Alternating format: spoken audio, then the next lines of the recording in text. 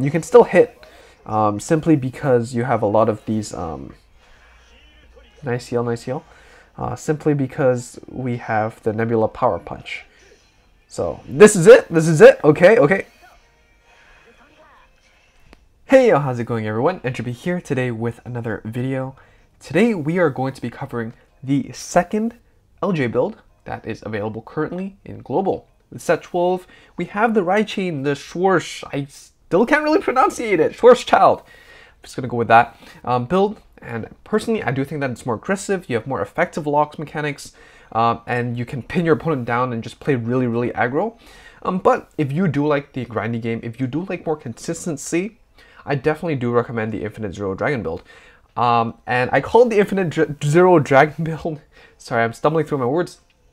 Not the Nebula Lord build and not the Starvader build because, well, personally, I just don't really feel Nebula Lord. I feel like the most valuable thing is its Starvader name, even in the future with Chaos Breaker Dragon.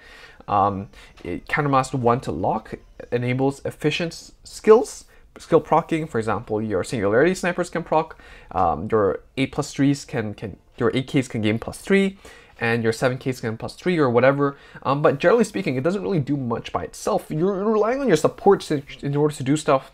But Infinite Zero, however, Infinite Zero is the corner piece of this deck. It is the most efficient lock in the game. Countermaster 1, lock 2, 1 front row, 1 back row, enables everything to be set up really, really good. And in many cases, you actually want to go Infinite Zero into Infinite Zero because it is just so good.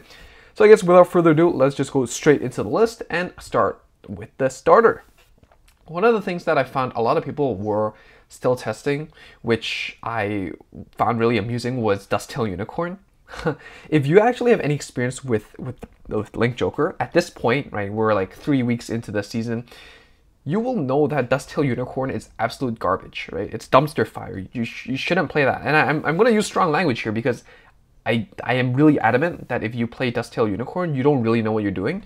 5k booster is definitely nice. I mean, it is an option.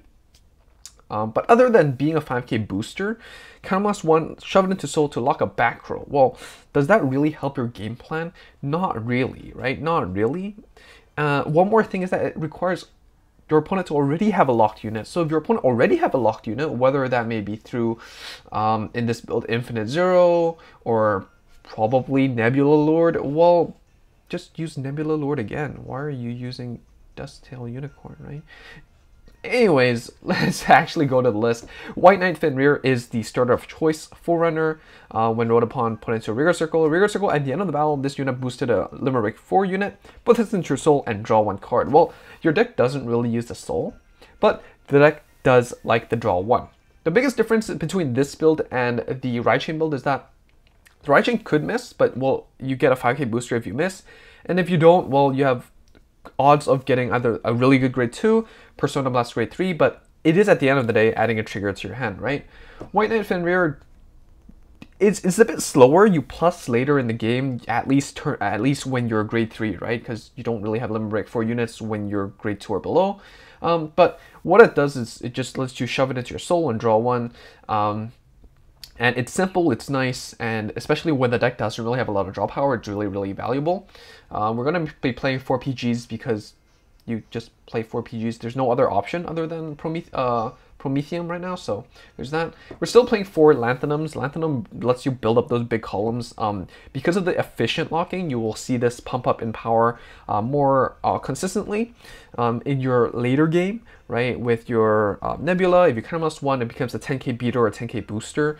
With your Infinite, when you break ride, it becomes a 13k beater or a 13k booster. Knight of Entropy, also 10k, 10k. So it is a really flexible card. Unfortunately, Starvader doesn't really have a 7+3 attacker yet. And honestly, I do think that the 7+3 attacker might still be inferior to Lanthanum, but I definitely do think that Lanthanum is a really, really nice option. Playing 1 binary store, a lot of people might like the filter when your opponent has less rewards. I think 2 or less rewards, discard 1, draw 1. But you will notice that compared to some other clans like Kagero or Narukami, the Link Joker doesn't really retire, you lock, right? And what that means is that even if you lock for like on turn 2 or you lock on turn 3, well, if they get unlocked, well, you can't really proc that filter really consistently, and from my experience, it's not really that consistent. And if you do want the filter, I really appreciate Asteroid Belt's Lady Gunner. It's a really long name, I don't even know why, but it's basically on boost, discard one, draw one. It's your air mode clone. You will notice that because you have cards like Nebula Lord, which is, I guess, your main break ride target out after Infinite into Infinite, you actually don't really worry about the columns being weak hitters. In addition, well, filtering in this deck is really important because, well, you're not even drawing enough cards, right? Sometimes you draw into a lot of dead grade 3s early on when your opponent's grinding you out, and you really gotta chuck them away in order to draw into your PGs or your actual pieces. So really valuable. If you don't like this, then play more of the AK. I definitely do think that the AK helps you hit numbers when you play like 6 AK grade 2s, which we will get to soon.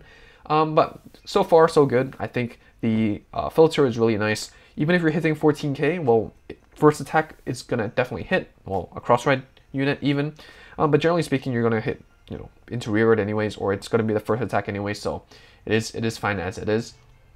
For Mobius, this is your primary grade 2 ride target. Unfortunately, this is on hit, so it's not as good as the ride chain where it's on place. But it means that if you get grade stuck for some reason, and you have enough card advantage, and you think that there is something that you can punish with, if your opponent pushed up to grade 1 to the front row, and you locked it the turn before, and you think you can go for it again, well, definitely go consider that. Lock 1 is still really good. Again, people might undervalue the early lock, but locking even your opponent's starters is really valuable.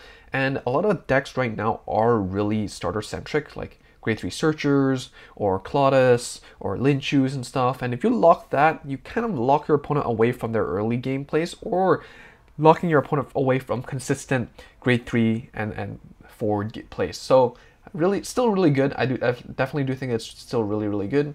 We're going to be playing 3 10k vanillas Krypton. It's nice, it's vanilla, nothing much to be said. When Starvader gets a 9+3, I definitely do think that Krypton will be replaced because 12k beaters, I feel like is more valuable here because, well, they just hit without a booster. But 10k is still 10k, it's nice. Offensive and defensive hybrid. Played 4 Singularity Snipers. A lot of people are playing 2. Because, well, I don't like the AK body. And I'd say the same, I don't really like the AK body. But being able to consistently get it is really important because, again, this deck doesn't really generate a lot of card advantage. And Singularity Sniper on hit your opponent's Vanguard. If your opponent has a locked unit, lock one of your opponent's rearguards. You have cheap lock options like Nebula. I keep using Nebula because it's counterblast 1 on demand lock 1. Nebula something, Singularity Sniper hits, you lock a front row if your opponent has a grade 3 or grade 1 in the front row. Or you can just lock another back row and it's still really solid because it is free. Free is nice, and I'll always take it. Don't be greedy with this card though. It's okay to just play it out and use it as a body. Because generally speaking, people don't expect people to play 4, right? So when you throw it out there, your opponent like gets rid of it, they might be incentivized to play greedier, and you can always capitalize on that. And it's really valuable. And lastly, for our 2 slot, we have Devastation Starvader Tungsten. Tungsten says rearguard circle. If your opponent has a locked card, this unit gets +3. 11k on offense or defense when your opponent has a locked card. Again, we're taking advantage over efficient locks in this build. When your opponent is locked with their back row, don't have a lot of booster options, not a lot of decks actually can hit 11k. A lot of units can hit 11k by itself. You know, most decks will maybe play 3 or 4 12k beaters. You know, Revengers popularly play 3 only. So Tungsten actually comes in really clutch and hits 11k Vanguard numbers by itself too, especially when we don't have a 9+3 yet. So very nice. Infinite Zero, MVP of the deck, name of the game. When rolled upon, +1 to have your Vanguard gets +10. And lock 1 front row and back row, just really efficient. In addition, when this attacks, the Vanguard gets +3.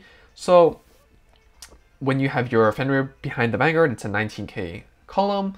When you put anything like a 7k beater behind, it becomes 21. So it's really nice.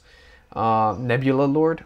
Limit Break 4, at the start of your battle phase, all your front row gets +3. So when you are at Limit Break 4, when you do want to make your, maybe you're running out of resources, you still have your Singularity Snipers, well, as long as you lock 1, it means your whole front row gets +3. Your Singularity Snipers can automatically hit 11k numbers, which is generally your Vanguard numbers, and it's really clean. In addition, if you have 3, or if your opponent has 3 or more locked cards, draw a card. This skill you actually use quite frequently because, again, this deck does lack in card advantage generation. But you can think of it as like you're impeding your opponent and you get to plus and you get to boost up your board with your weak units. So overall, it is really nice. And in addition, this is not a limit break skill. Vanguard Circle, countless one to lock one of your opponent's back row rearguards. Really, really flexible. If you think that your opponent has a booster that they really need, well, just lock that away. Generally speaking, save the locks when you have Tungsten or when you have Singularity Sniper or stuff like Lanthanum in order to take advantage of the support and make the most use of your Counterblast and your lock. We're going to be playing 4 negative entropies. It is a really flexible late game option. You can pseudo triangle lock with the break ride. Skill is Limit Break 4 on attack Vanguard +5, so you can still hit numbers. And in addition, Vanguard Circle, when placed, Counterblast 2 to lock 1. Locking front row is really valuable. Locking front row with Counterblast 2, I think, is still really good. Unfortunately, it is on place, and unfortunately, it is 10k base, but it is what it is, and it enables offensive options earlier on if you really find all your grade 2, grade 1 pieces early. And lastly, we play 1 Short Shield Dragon. I swear I've like pronunciated this card like 3 different ways this video already. Limit Break 3, Persona Blast to lock 3 of your opponent's rearguards. This unit gets +10/+1 crit until end of turn. You might be wondering, why are we playing this Persona Blast unit without playing it at 4? Well, on place Counterblast 1, add a Short Shield to your hand. And well, you're not going to be playing Gravity Collapse Dragon, so the +1 doesn't really matter in this build. But generally speaking, because it already fetches itself, I don't see a reason to play 4 of. It is really expensive. You don't really even have the 11k number on Vanguard. You don't play the Ride Chain in order to warrant playing this card at 4 anyways. The end of Entropy is just more splashable, more flexible at the moment.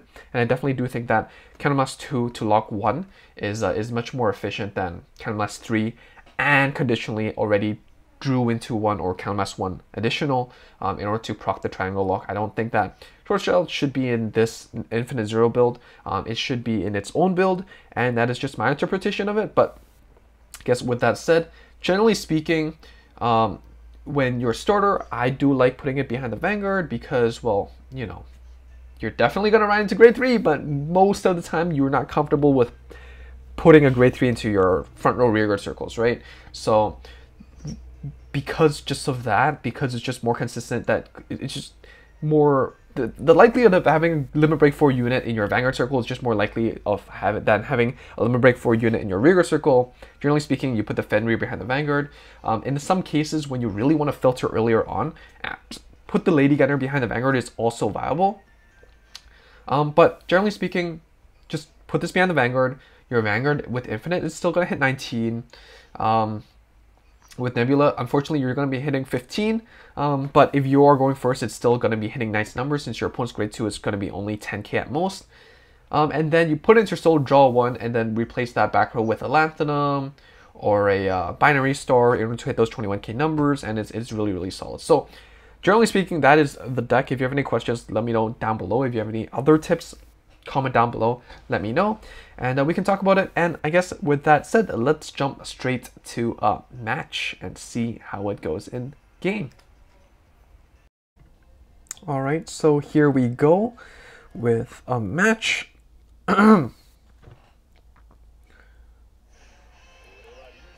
Hopefully it's not a VP farmer. All right, Gold Paladins. Gold Paladins are rarely VP farmers, so being optimistic whether this is Liberators. Probably Liberators with the Gormor sleeves. Let's see. Toss the Nebula. Again, one of the main ideas that we want is actually Infinite into Infinite, because the Counterblast 1 lock 2 is really, really good. You can't really deny that. 2-6k though, but it does help you filter out the units, though we don't really have anything we really want to filter out yet. Easel, okay.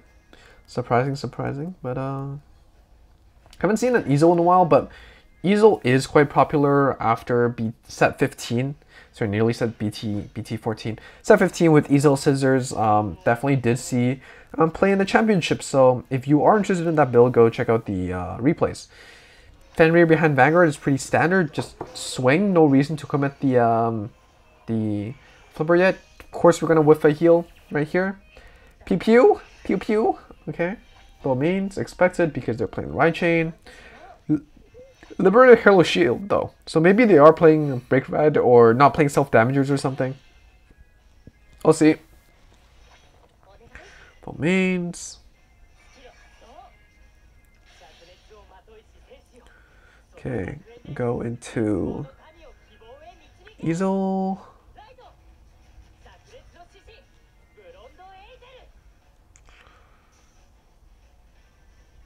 So let's see if they are going to command another unit in order to bully us because we're a 6k base Vanguard. Okay, the break thread.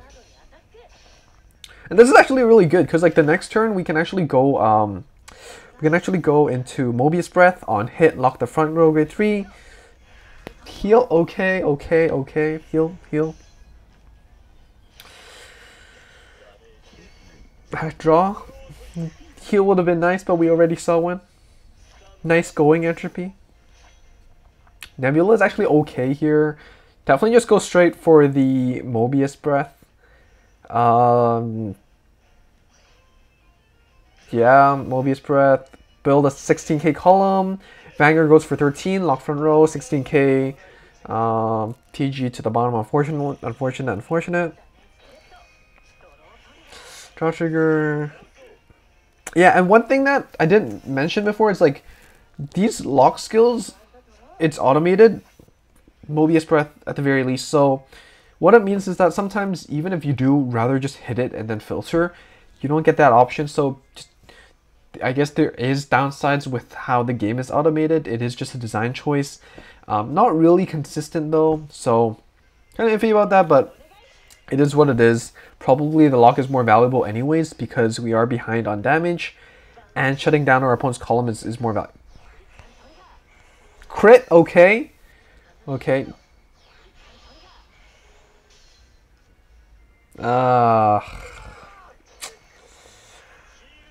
Entropy, okay.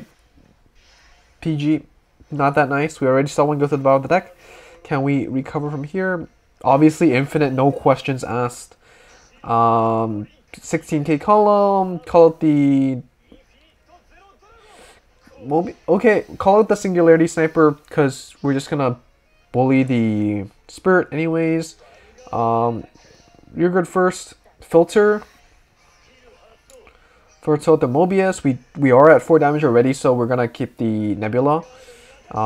Drew into the Infinite Zero though, so I guess we could go Infinite Zero into Infinite Zero, but again, we're gonna trigger into a draw trigger, of course. So heal, haha. Luckily enough, I guess we are behind on damage, so there's that. Just use the Fenrir most of the time. Use the Fenrir. Whether you draw into another grade 1, it's better booster. If you draw into a grade 2 or something, well, it's nice to have a beater around. And yeah, nothing much we're doing particularly here. Okay, 16k column. What? Boing? If they just went 9 to 8, 16 to 10, 15 to face, they could have had lethal. If they proc the crit, if they're not, they would have pushed us to 5. Okay, well, thank you. For giving us a little breathing space. Infinite into infinite is solid again. I kind of want to showcase that, so let's just go infinite into infinite. Break ride, just gonna lock 2. Trip and AK is fine. I'm gonna keep that grade 3 just stuck at the back there. And we can even on hit and lock it. So that's solid.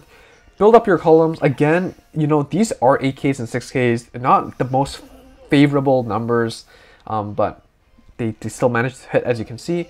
One thing that's important to note is when you filter and you only have the same card in your hand, if they don't let you pick, again, this is one of the downsides of the automation, because it means that, well, here, do we really want to discard? The odds of hitting a trigger is not that bad, and so let's skip that. And we know the PG is at the bottom, right? Why? That's not nice. That's not nice. Okay.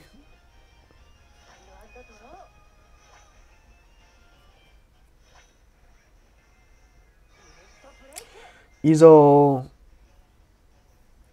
Here we've seen, you know, Bowmain, we've seen the Unflipper, we've seen Trip. I don't know. They seem to be playing some kind of weird jank, so I don't.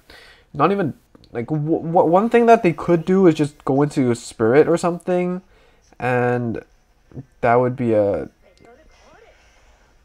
I should just stop speaking.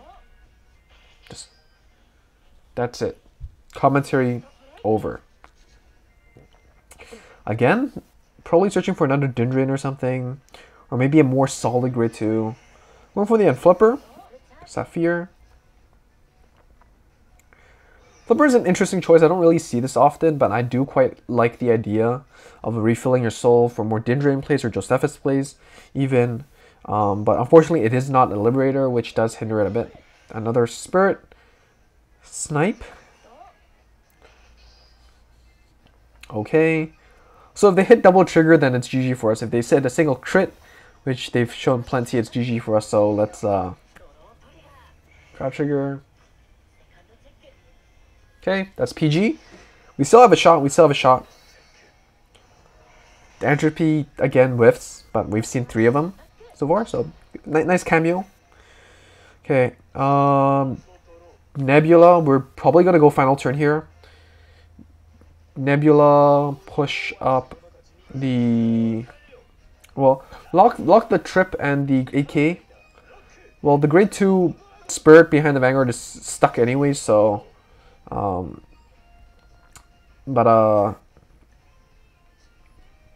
guess why not? Tungsten, push up the filter. And yeah, again, like, even though these are 6Ks, even though you have 8Ks, a lot of 8Ks, you can still hit, simply because you have a lot of these, nice heal, simply because we have the Nebula Power Punch. So, this is it, okay. I mean, we saw a heal ourselves, so.